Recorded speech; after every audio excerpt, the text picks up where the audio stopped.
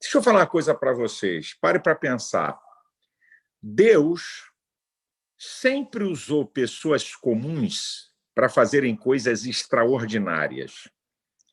Deus não usou pessoas extraordinárias para fazer o extraordinário. Deus usou pessoas comuns para fazerem coisas extraordinárias, para serem extraordinárias. Então, vamos analisar isso aqui um pouquinho? E o porquê que Deus fez isso? Ou porque foi apenas um ato da vontade soberana de Deus, sem que essas pessoas tivessem nada com isso, Deus resolveu escolher, eu gostei de você e pronto, você vai ser o cara. Eu gostei de você, você vai ser um referencial de fé para o meu povo. Não. Vamos analisar aqui. Vamos lá. Noé. Quem era Noé?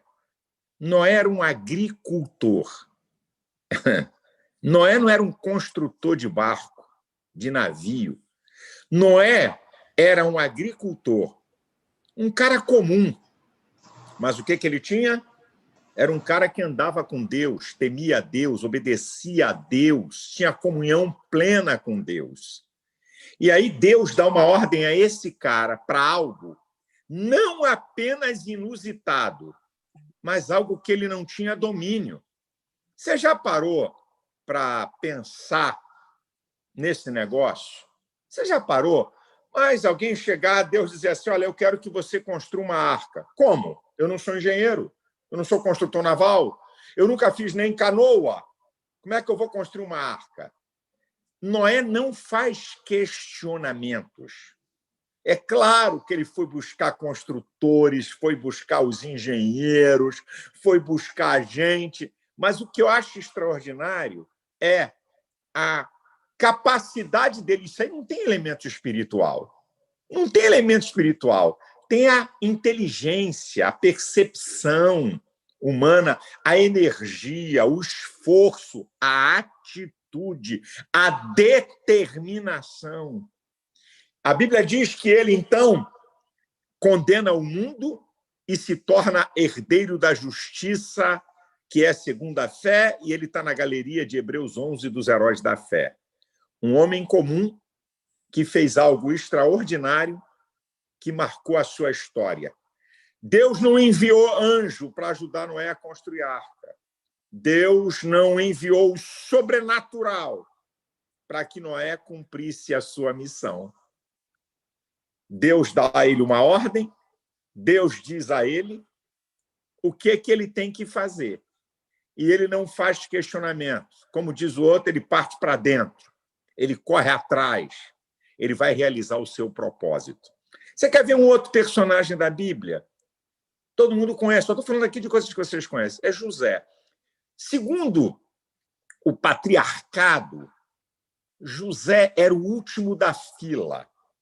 O primogênito era o filho que tinha o direito de substituição e a maior herança. Olha que coisa, um cara comum, o último da fila. José era o último da fila, o mais novo. Olha as coisas que acontecem com esse cara, é jogado numa cova, é vendido como escravo, é traído na casa de Potifar, vai para a cadeia, da cadeia vai ser governador. O que eu acho incrível é que em nenhum momento desse você vê José reclamando da vida. Ele é jogado numa cova aí pelos 15, 17 anos. Ele é governador aos 30. De 17 aos 30, 14 anos, inclusive o ano 17, é pau puro. Perseguição, dificuldade. Ele era para ser um cara revoltado, um escravo revoltado, um cara que não saberia lidar com ninguém. Mas Deus estava treinando ele. Vai para a casa de Potifar para treinar ele a governar abundância. Vai para a cadeia para treiná-lo a administrar escassez. E a Bíblia diz que Deus era com ele. Mas se você vê de 17 a 30 anos, você vai ver as atitudes desse cara. Um cara comum, que faz coisas extraordinárias, que salvou o seu povo, a sua família, que era pequena, até se tornar um grande povo e está na lista dos heróis da fé. E agora nós vamos para o mais comum dos comuns, Davi. A mesma história. De uma família pobre, de uma casa pobre, o último da fila. Davi, o último da fila. Da unção de rei, tá? Da unção de rei entre 15 a 17 anos, tá? Até ele se tornar rei aos 30, meus amigos, vai ver o que esse cara passou. Durante quase 10 anos, ele foi perseguido implacavelmente por Saul. Fugiu para deserto, fugiu para as rochas, fugiu para cavernas. Rapaz, o cara teve que fugir o tempo inteiro, 10 anos. E aí, depois que Saul morre e seus filhos, né, diz lá em 2 Samuel, capítulo 3, e houve guerra prolongada entre a casa de Davi e a casa de Saul, e a casa de Davi prevaleceu. Minha gente, eu estou mostrando porque Davi era um cara hipercomum. Uma casa de pobre cuidando de meia dúzia de ovelhas. Davi está entre os 3 maiores conquistadores da história. Não estou falando da Bíblia, é o maior conquistador da Bíblia. Davi é considerado um dos 3 maiores conquistadores da história. É o único rei cujo trono não terá fim, porque Jesus vem do trono de Davi. Um cara comum que faz coisas extraordinárias e vira um camarada extraordinário. Você já parou para pensar que você pode ser uma pessoa comum, sabe? Não tem uma família de rico, não nasceu em berço de ouro, e daí? Está em você fazer a diferença. Sabe qual é o problema das pessoas? O problema das pessoas hoje é que elas transferem para as pessoas o seu destino. O grande problema hoje é que as pessoas... eu sou assim por causa do meu pai, eu sou assim por causa da família, meu marido, minha esposa, meu tio, o governo. As pessoas não querem ser senhor do seu destino. Eu queria falar para você que a caneta da história, da tua vida, Deus entregou na tua mão. Eu creio em livre-arbítrio, meu amado, porque Deus fez um ser à sua semelhança, dotado de inteligência, vontade e sentimentos. Entregou a caneta da história na tua mão para você escrever essa história. Você é senhor do seu destino. A questão é, onde é que você quer chegar? O que você quer fazer? O que você quer ser? Se eu pegar esses caras que eu falei, e se eu pegar qualquer grande homem fora da Bíblia, porque os princípios, existem princípios para a salvação, existem princípios para a vida, que qualquer um, ímpio, qualquer um, ao aplicar os princípios vai dar certo. Gente que não teme a Deus, gente que não tem vida com Deus, no mundo vai conquistar, porque se utiliza dos princípios que Deus estabeleceu para o ser humano. Essas pessoas acreditaram nelas. Essas pessoas da Bíblia acreditaram nelas. Acreditaram em Deus e acreditaram nelas. E no mundo tem um monte de gente que não acredita em Deus e acreditam nelas. E conquistam muita coisa. Como você, que diz que crê em Deus, que acredita em Deus, não acredita que você é a coroa da criação de Deus e que você pode romper com a sua história e pode criar uma nova estação para a sua vida e chegar a lugares muito altos. Está em você. Eu queria informar, meus queridos e minhas queridas, que Deus não move uma palha naquilo que a capacidade humana pode. E Deus move o céu inteiro onde você não pode. Deus é especialista em ajudar pessoas que se esforçam, que gastam energia, capacidade, determinação, enfrentam adversidade, enfrentam lutas, não teme a adversidade, não teme o dia mau, Não se preocupam se a adversidade é maior ou se os inimigos são mais numerosos. Deus é especialista em ajudar essas pessoas, meu querido e minha querida. Eu quero dizer que você tem a caneta da sua história. Ou você quer continuar como uma pessoa comum, ou quer ser uma pessoa comum que vai fazer coisas extraordinárias para ser uma pessoa extraordinária. É você que decide. Você pensa que eu cheguei aqui como? Você pensa que meu pai me deu alguma herança? Você pensa que meu pai disse, olha, eu vou te dar aqui um dinheiro grande para você começar um negócio, ou para você começar seu ministério? Eu comecei meu ministério sem ter salário, sem ter nada. E depois, para me dar um salário mínimo na igreja, quase que o presbitério brigou para me dar um salário mínimo. E depois de 5 anos, eu cheguei para o meu pastor e disse, dá esse salário para outro, porque eu quero voar. Eu quero chegar em outros lugares, vou continuar lhe obedecendo, reconhecendo sua autoridade espiritual sobre a minha vida, mas eu queria a sua liberação para cumprir um propósito de Deus na minha vida. Aí meu sogro disse, não, eu vou te abençoar. Eu não reclamei, eu não disse para meu sogro assim, ó, garante meu salário por mais de 2 anos aí até eu conseguir agir. Não. Eu não queria criar problema para ele nem para a igreja. Eu falei, eu não quero mais o salário. Se Deus me chamou e se eu tenho um propósito e eu vou jogar duro, eu sou determinado, eu tenho Deus para me ajudar, mas vou fazer tudo que a minha competência, meu potencial, minha energia, minha inteligência permite. Se você pensa que eu cheguei aqui porque alguém esticou tapete para mim, meu sogro foi um mentor incrível. E uma das coisas que ele fez foi não me dar moleza. Uma das coisas que meu mentor fez foi botar o pé no meu pescoço e apertar. Sabe? Te vira. Você não quis isso? Agora te vira. Eu vi isso várias vezes. Mas não fiquei com raivinha, nem desanimado.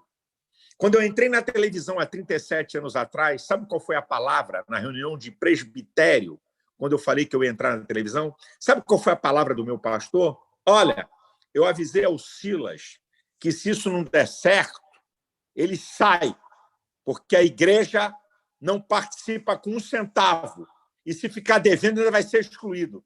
Essa foi a palavra. Se a outra está vendo, meu sogro, meu pastor, em vez de me dar uma palavra, ainda vem com a palavra dura. Mas sabe o que eu fiz? Eu fiquei com raiva quando eu vi isso. E tem 2 maneiras de você lidar com a raiva: a teu favor e contra você. Só tem essas 2. Eu disse assim para mim, um dia eu vou mostrar para esse cara, eu vou mostrar que Deus está comigo e que eu vou chegar a lugares altos, ele vai ver. Eu não usei a raiva contra mim para ficar revoltado com alguém ou com a vida. E eu tive o prazer de, 40 dias antes dele falecer, eu ouvi dele dizer assim para mim, cara, você não é brincadeira, não. Tudo que você falar que você vai conquistar, eu acredito. Eu ouvi dele, depois de 30 anos ao lado dele. Meu querido, minha querida, aqui na editora Central Gospel, ou na Central Gospel Negócios, nós não estamos aqui para vender kit, porque se eu quisesse vender kit, eu mandava cobrar 2.500 pratas, como algumas empresas fazem. Aqui não é para vender kit nem arrumar gente para comprar kit. Seria a coisa mais medíocre. Aqui está uma das maiores oportunidades nesse tempo, já que o mercado gospel é um dos mercados mais virgens que tem. E eu te explico por quê. Somos mais de 60 milhões de evangélicos. Fora aproximadamente 30 milhões de pessoas que são católicos ou não católicos e que consomem material evangélico.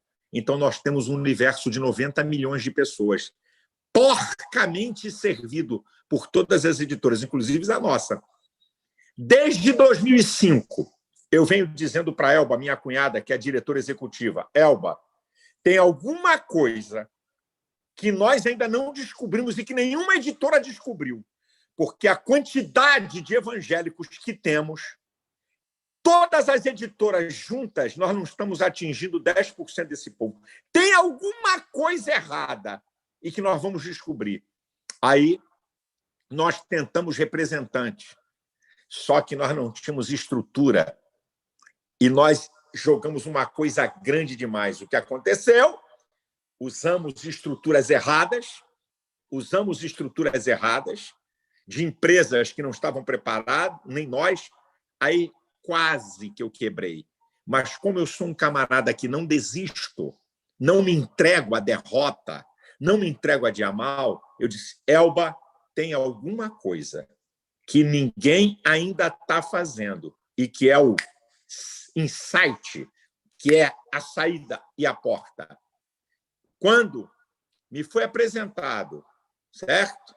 O marketing aí de relacionamento, eu disse, deixa eu ver isso. E Deus me fez, escute isso, gente. Deus me fez, numa viagem de Recife para o Rio, eu sentar do lado de um cara, um dos maiores ases de uma empresa que trabalha com marketing de relacionamento no Brasil, e que eu achava que era pirâmide.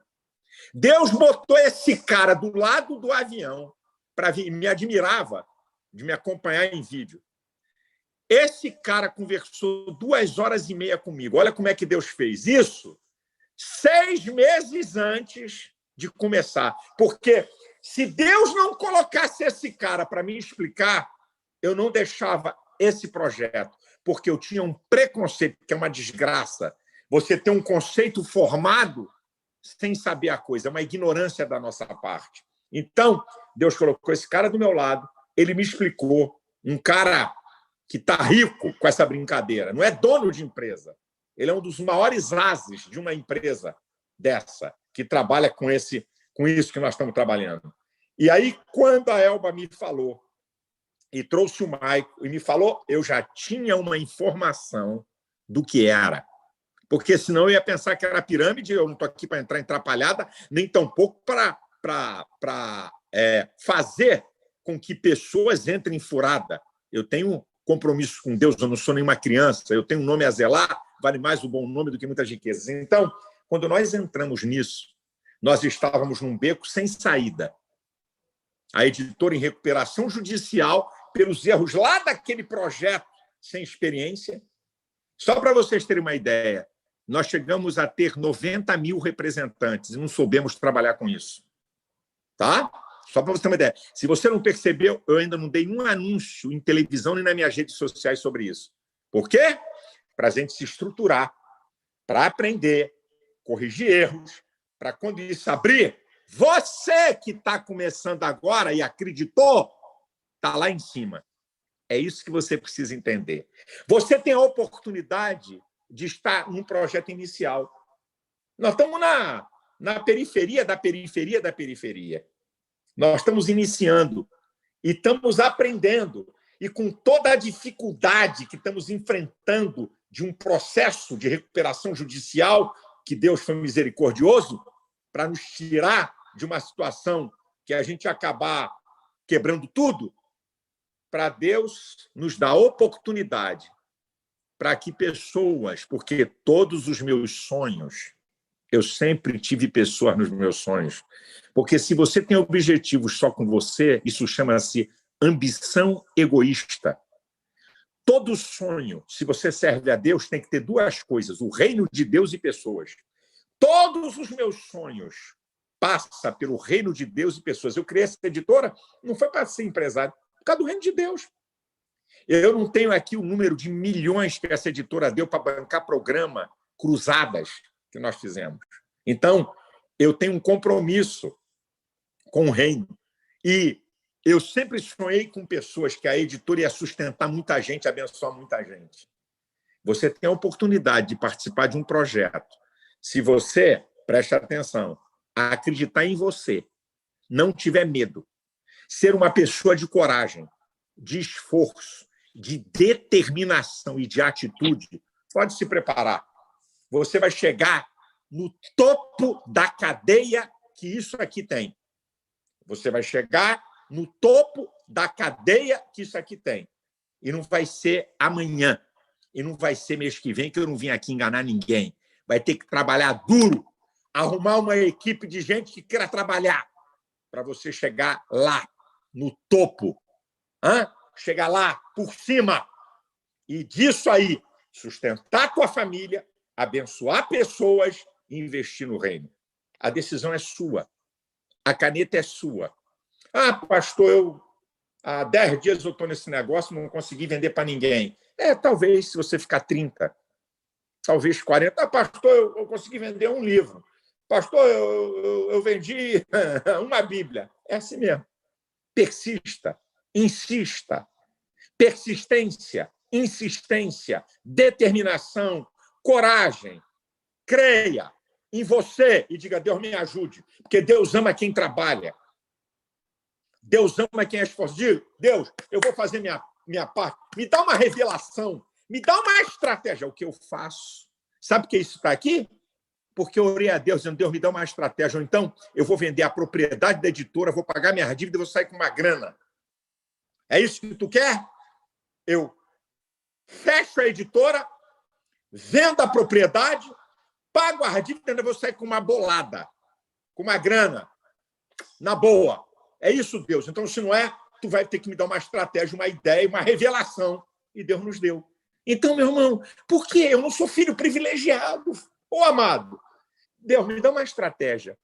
Eu quero. Claro, pedir a Deus estratégia, se balançando na rede, acordando 10 horas da manhã, Deus não é empregado de preguiçoso. E não trabalha para preguiçoso. Agora, se você bota para quebrar, corre atrás. Talvez, não deu certo isso aqui. Essa estratégia aqui não deu certo. Deus me ajude. Deus vai ver teu esforço. Vai ver a tua aplicação, a tua inteligência. E aí você vai ver.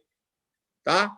Em pouco tempo, vocês estão vendo gente aí que já é diamante triplo. E não é porque ficou em casa dormindo. Já é diamante duplo, já é diamante. E isso é apenas o início. Isso é apenas o início. Pense. Deus é especialista em usar pessoas comuns para fazerem coisas extraordinárias, para que elas sejam extraordinárias, não porque alguém bate palma ou por um videozinho que fez sucesso nas redes sociais, mas pelo seu trabalho, inteligência, persistência, atitudes, crença em você, usando o seu potencial. É isso aí. Decida. Decida. Eu acho que eu vou entrar nesse negócio para ajudar meu orçamento. Ai, meu Deus do céu, tem misericórdia. Aí você vai entrar aqui para ajudar teu orçamento? Então você vai ficar nesse nível, ajudar teu orçamento. É para quê? Para ganhar 2 mil, 3 mil, 4 mil reais, 5 mil para ajudar teu orçamento? Estou com pena de você. Você tem que estar aqui para dizer assim, não. É isso aqui que vai mudar a história da minha vida e da minha família. É isso aqui.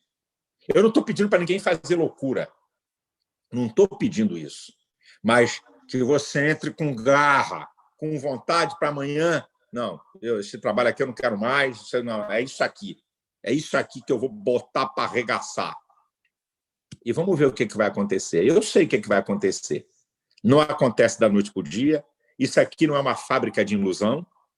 Todas essas pessoas que estão chegando no nível mais alto, pergunte a elas. É muito trabalho, muita determinação, tá? Expertise, como é que eu vou, como é que eu falo, como é que eu abordo, como é que eu falo com uma pessoa. Meu irmão, você com esse material na mão, quem é que tem um material na mão? Não existe uma editora nesse país que faz isso que eu estou fazendo. E o material que você tem é só nosso. Então, mostrar o que você tem ideia do que vai apresentar, quando apresentar um livro, quando apresentar uma enciclopédia, quando apresentar uma Bíblia, você poder dizer o que é, falar o que é, conheça o que você tem na mão. Olha aqui, ó. Olha aqui, que bacana. Estou com pena de você. Mostra, olha aqui, ó. Você está vendo essa Bíblia? Essa Bíblia é feita com material importado, é costurado, ela não estraga. É de qualidade. O propósito dela é esse. Isso aqui não é... Se é uma Bíblia de estudo, por exemplo, Bíblia de estudo preparando casais para a vida. Isso aqui não é uma Bíblia devocional, isso aqui é Bíblia de estudo, que fala de namoro, noivado, casamento, como você administrar família, sua casa. é uma Bíblia que é para estar na casa de cada um. Você está dizendo que é para estar na casa dele. Eu estou dando um exemplo para você. E de tantas coisas que se tem. Conheça, tenha uma ideia, leia um prefácio, leia um livro, tenha ideia do que é para você passar isso para a pessoa. E eu tenho certeza que Deus vai te abençoar. Porque o mercado, gente, é virgem. É virgem, meu filho. Aí, eu ofereci para o irmão, ele não quis. Tá bom, oferece a segunda vez. Oferece a terceira. Talvez a quarta você tenha alguma coisa que vai interessar ele. Só porque disse não, uma, duas, três, você desistiu da pessoa. Oferece, mostra a outros. Você está na igreja, vai em outra. Querido, olha aqui, olha que material. Ó. Você sabia que esse material, você pode obter esse material, assim, assim, assim. Meu irmão, está em você. Se você não acreditar no que você tem para oferecer, você não vai a lugar nenhum. Se você acreditar em você, acreditar no que você tem na mão, acreditar no seu potencial e acreditar que Deus vai te ajudar, te prepare. Você vai chegar a lugares altos. A minha oração é que Deus possa te abençoar. Deus possa dar a você revelações. Você use todo o potencial que você tem, porque você foi feito à imagem e semelhança de Deus. Você tem aptidões e talentos. Deus possa guardar você e a tua casa dessa pandemia. Deus possa te livrar, imunizar você em nome de Jesus. E tome todo cuidado, viu? Tome todo cuidado. Ó, álcool, distâncias, cuidado. A máscara, não brinque. Não brinque, não. Fica esperto, mas não fique com medo escondido dentro de casa. Que Deus te abençoe, guarde você, abençoe sua família, e eu tenho certeza que gente que está aqui me assistindo, aí na frente, não é daqui a 10 anos. Não estou falando que as coisas vão acontecer daqui a 10 anos. Eu não estou falando que vai acontecer em um mês, mas eu estou falando que vai acontecer. E eu tenho certeza que em pouco tempo, muitas vezes dizer, pastor, eu estava lá naquela live e aquela palavra mudou o meu mundo. Olha aqui onde eu estou. Olha onde eu cheguei. E é isso aí. Esse é o meu desejo, porque eu não quero uma bênção só para mim. Eu quero que esse projeto abençoe você, tua casa, o reino de Deus, a igreja que você pertence, sua família e outras pessoas. Que Deus te abençoe, que Deus te guarde, que as portas sejam abertas para você. Que Deus te dê graça, inteligência para você conquistar patamares e patamares. Que Deus possa te abençoar, que a mão de Deus esteja sobre você. Obrigado, um abraço a todos, até uma próxima. Tá bom? Grande abraço, um beijão, muito obrigado.